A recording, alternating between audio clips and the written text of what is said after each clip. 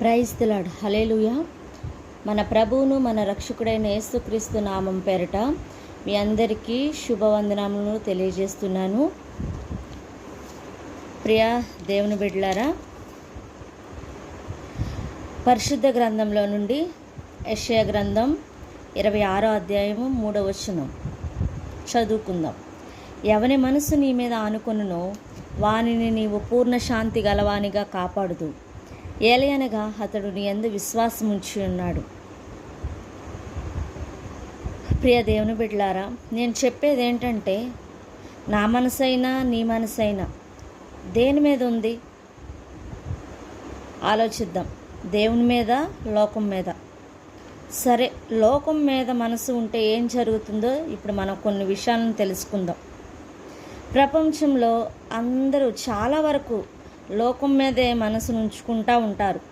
చిన్నపిల్లలైనా, యవనస్తులైనా, నడిప్రాయం వారైనా, ఆఖరికి వృద్ధాప్యంలో ఉన్నవారు కూడా. ఉదాహరణకి పాపం అంటే ఆజ్ఞ అతిక్రమమే పాపం. ఎగ్జాంపుల్ చెప్తున్నాను. వ్యభిచారం, జారత్వం, త్రాగుడు, జూదం, అబద్ధాలు, దొంగతనం, సో నీ పాపం నిన్ను పట్టుకొనును అని దైవలేఖనం సెలవిస్తుంది. మన మనసును వీటన్నిటి మీద ఉంచితే అది పాములాగా కాటు వేసిద్ది.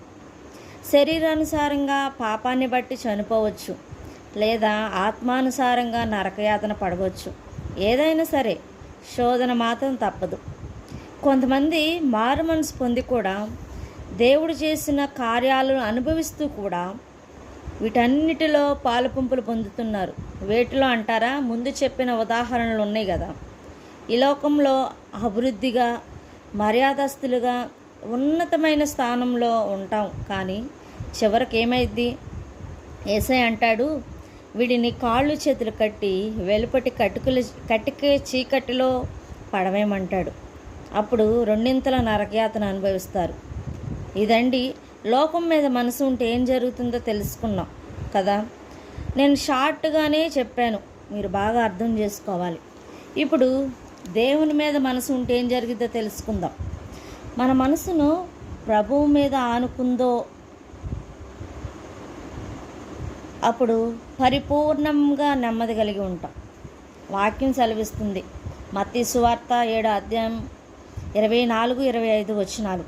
కాబట్టి ఈ నా మాటలు విని వాటి చొప్పున చేయి ప్రతివాడును బండ మీద తన ఇల్లు కట్టుకొనిన బుద్ధిమంతుని పోలియుండును.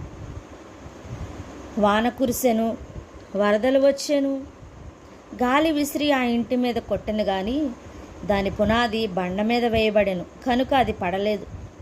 ఇదండి పరిస్థితి. శ్రమలు, నిందలు, అవమానాలు, కష్టాలు, కరువులు, ఇబ్బందులు, అనారోగ్యం ఎన్నైతే ఉన్నాయో అవన్నీ వచ్చేస్తాయి. కానీ నా మనసైనా నీ మనసైనా ప్రభు మీద స్థిరంగా ఉంటే, ఓర్పుతో సహనం కలిగి ఉంటే అవి తట్టుకోవడానికి శక్తిని, స్థిరబుద్ధిని దయచేస్తాడు. అప్పుడు మన ప్రాణానికి విశ్రాంతి, నెమ్మది అంతా వచ్చేస్తుంది. ఆత్మఫలాలు ఉన్నాయి కదా 9.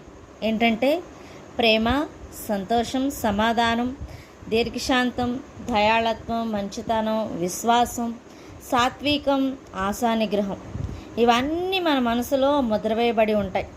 ఇక మన పట్ల కార్యాలు ఆగకుండా జరుగుతూనే ఉంటాయి.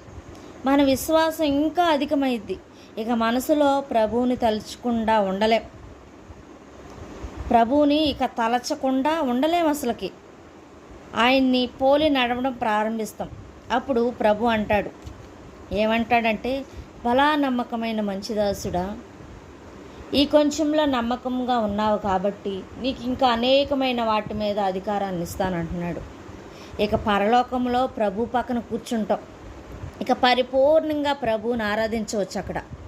ప్రియ దేవుని బిడ్డలారా, నీ మనసు లోకం మీద ఉందా, దేవుని మీద ఉందా తెలుసుకో. నీవు గ్రహించుకొని నిజమైన మారు మనసు కలిగి ప్రవర్తించి నీ మనసును ప్రభువుకు అప్పగించు. దేవుని ద్వారా విశ్రాంతి పొందుకుంటాం. ఇట్టి కృప దేవుడు మనందరికీ దయచేయునుగాక. ఆమేన్. హల్లెలూయా.